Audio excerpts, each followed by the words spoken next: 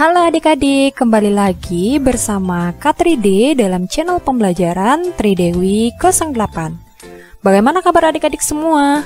Kak 3D harap semoga semua selalu dalam keadaan sehat dan tetap semangat untuk terus belajar ya.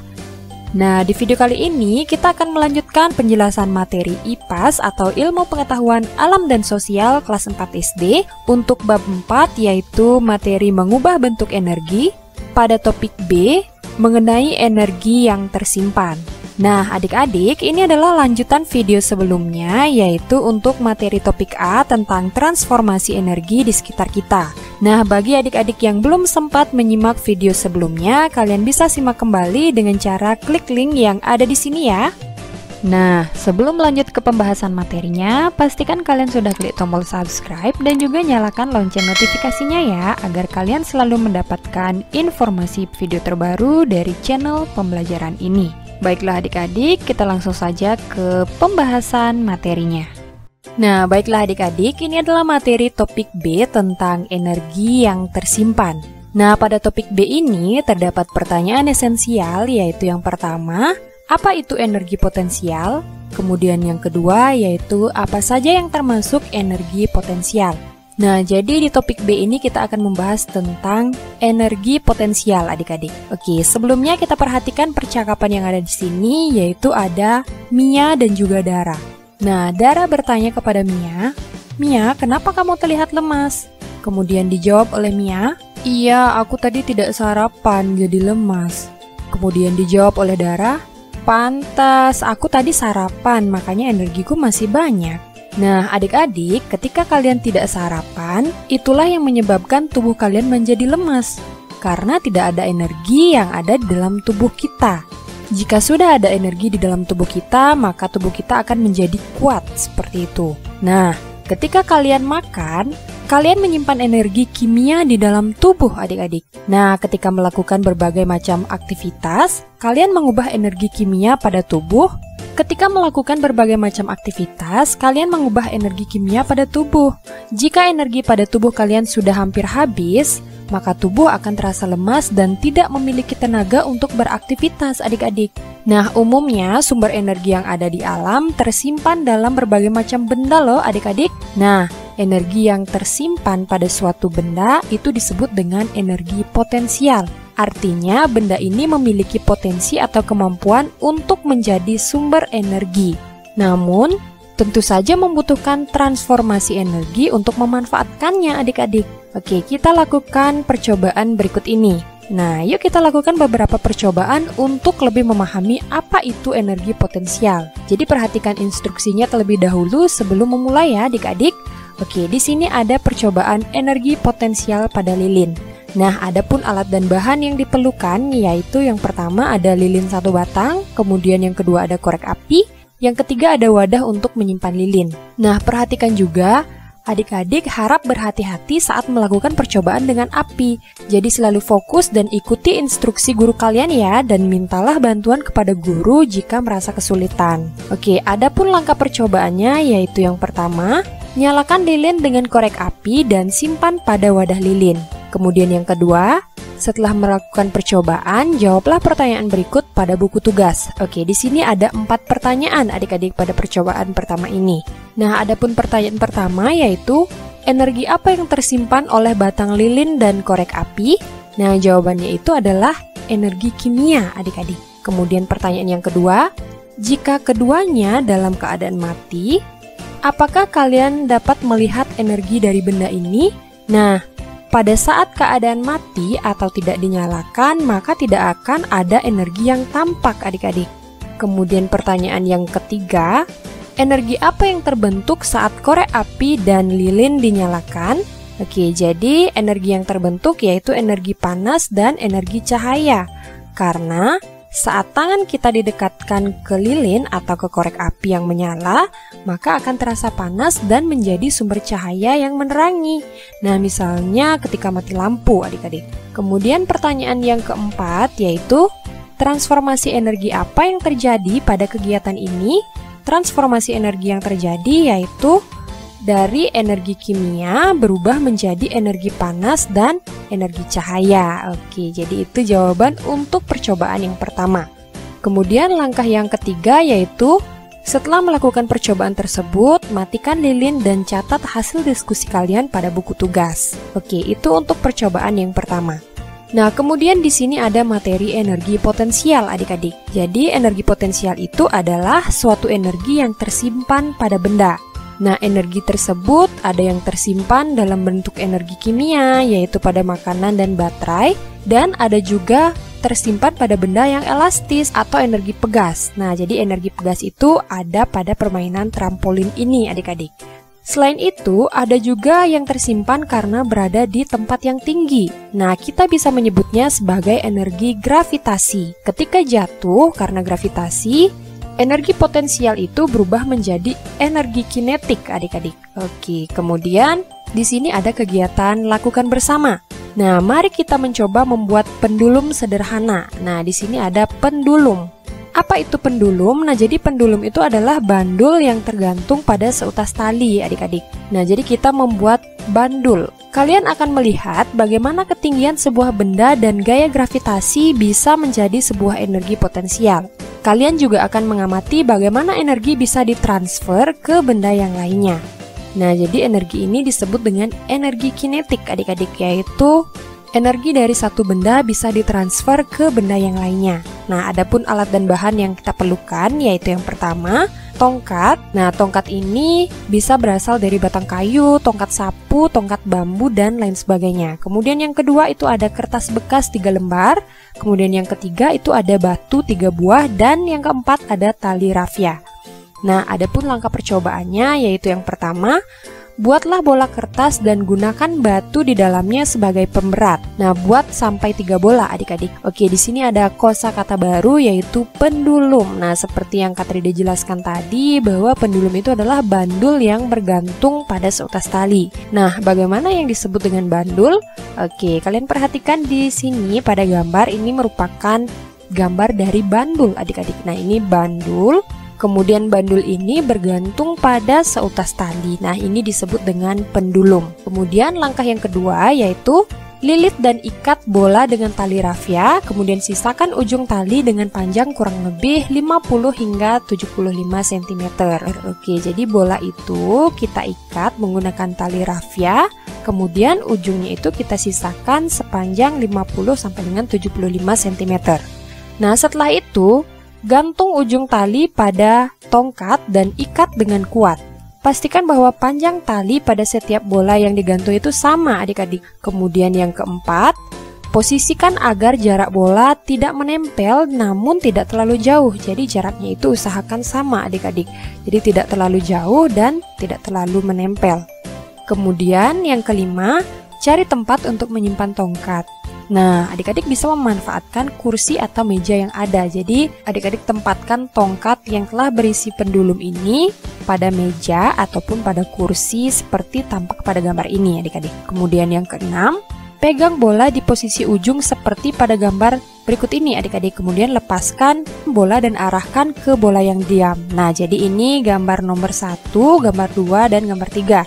Nah, perbedaan antara gambar ini yaitu ketinggian posisi bola yang akan kita lepaskan adik-adik. Nah, jadi ini ketinggiannya agak rendah, kemudian ini agak sedang, dan ini paling tinggi adik-adik. Nah, langkah ketujuh yaitu cobalah beberapa ketinggian dan amati perbedaannya. Kemudian langkah yang ke-8, diskusikan pertanyaan berikut dengan teman kelompok.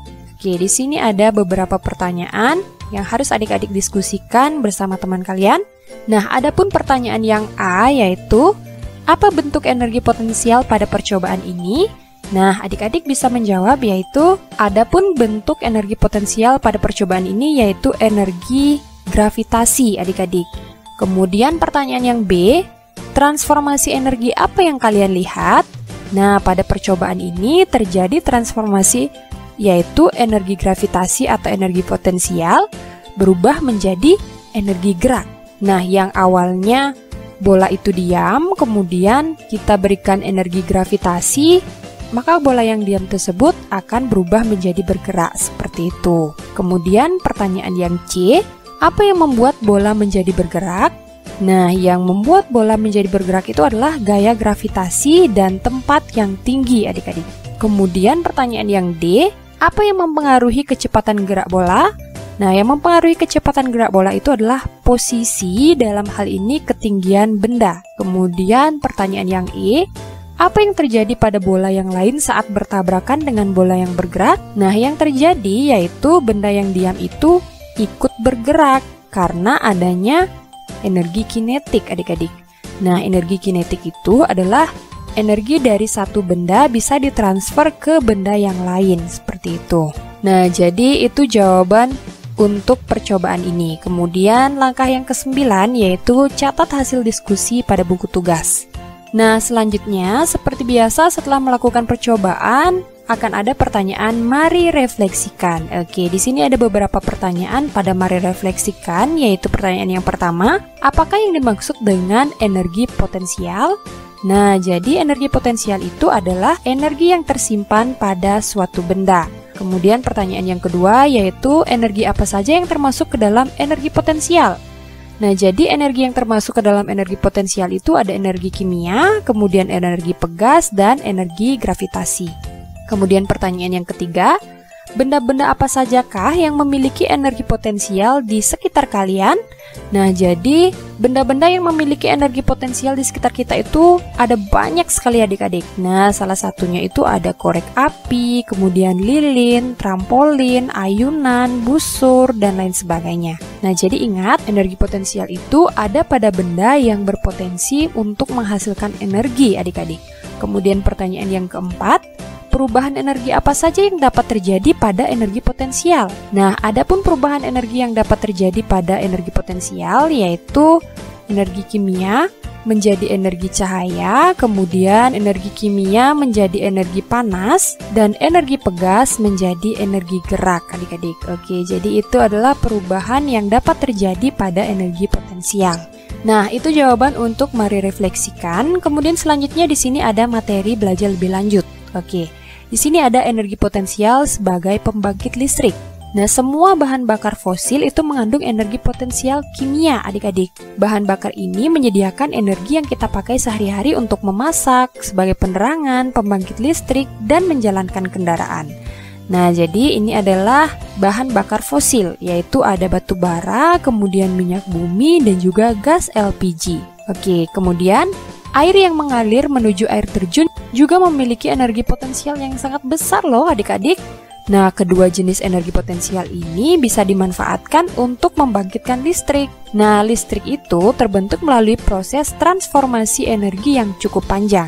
Oke, perhatikan alur pembangkit listrik yang menggunakan air dan batu bara sebagai sumber energinya adik-adik. Nah, ini adalah alur pembangkit listrik yang menggunakan air, di mana ini merupakan air yang ada di bendungan adik-adik. Nah, air yang berada di bendungan ini memiliki energi potensial. Nah, air yang ada di bendungan ini akan dibuka, kemudian air ini akan mengalir deras adik-adik. Nah, air yang mengalir deras ini membawa energi kinetik. Energi kinetik ini menyebabkan turbin berputar adik-adik. Nah, ketika turbin berputar, maka generator juga ikut berputar. Nah, ketika generator berputar, maka akan menghasilkan yang namanya listrik adik-adik, seperti itu. Nah, seperti itu alur pembangkit listrik yang menggunakan air. Kemudian selanjutnya, di sini ada kosakata baru adik-adik, yaitu generator. Nah, generator itu artinya pembangkit tenaga. Kemudian ada turbin. Turbin itu mesin atau motor yang roda penggeraknya berbentuk baling-baling. Oke, jadi ini namanya turbin, kemudian ini namanya generator. Kemudian selanjutnya kita akan membahas alur pembangkit listrik yang menggunakan batu bara adik-adik. Oke, kita perhatikan gambar ini. Nah, adik-adik, ini adalah batu bara. Nah, batu bara itu memiliki energi potensial kimia. Nah, ketika batu bara ini dibakar akan menghasilkan energi panas adik-adik. Nah, energi panas ini digunakan untuk mendidihkan air. Nah, ketika air itu mendidih, maka akan menghasilkan uap air. Nah, uap air inilah yang berfungsi untuk memutarkan turbin adik-adik. Nah, ketika turbin itu berputar, maka generator juga ikut berputar. Sehingga ketika generator itu berputar, maka akan menghasilkan listrik. Nah, listrik inilah yang kita gunakan dalam kehidupan sehari-hari, seperti itu. Nah, jadi ada berapa transformasi energi yang kalian lihat pada proses pembangkit listrik? Pembangkit listrik apa yang digunakan di daerah kalian? Nah, selanjutnya kita akan membahas kesimpulan pada topik kali ini. Nah, kita sudah membahas tentang apa itu energi potensial. Energi potensial adalah energi yang tersimpan pada suatu benda. Kemudian yang kedua, energi yang termasuk dalam bentuk energi potensial, yaitu yang pertama ada energi kimia, di mana energi kimia itu tersimpan dalam makanan, baterai, dan lain sebagainya, adik-adik. Kemudian yang kedua itu ada energi pegas. Nah, energi pegas ini tersimpan pada benda yang elastis seperti pir. Kemudian yang ketiga yaitu energi gravitasi. Nah, energi gravitasi ini adalah energi yang tersimpan pada benda di tempat yang tinggi dan bisa berubah menjadi energi gerak akibat gravitasi. Nah, disebut juga dengan energi potensial kinetik. Contohnya itu adalah air terjun. Oke, baiklah adik-adik, demikian penjelasan materi IPAS atau Ilmu Pengetahuan Alam dan Sosial kelas 4 SD untuk bab 4 tentang mengubah bentuk energi pada topik B terkait energi yang tersimpan. Nah, semoga apa yang Kak Tride sampaikan dan apa yang Kak Tride jelaskan dapat dengan mudah kalian pahami dan juga semoga bermanfaat. Nah, apabila kalian memiliki pertanyaan, kalian bisa sampaikan di kolom komentar ya. Dan apabila video ini bermanfaat bagi adik-adik, jangan lupa untuk like, komen, dan juga share video ini sebanyak-banyaknya agar semakin banyak teman-teman kalian di luar sana yang mengetahui penjelasan materi mengenai IPAS kelas 4 SD. Dan jangan lupa juga untuk selalu dukung channel ini dengan cara klik tombol subscribe dan juga nyalakan lonceng notifikasinya ya adik-adik agar kalian selalu mendapatkan informasi terbaru mengenai penjelasan materi pelajaran dari channel pembelajaran ini. Baiklah adik-adik, akhir kata Kak Tride ucapkan terima kasih dan sampai jumpa pada video selanjutnya.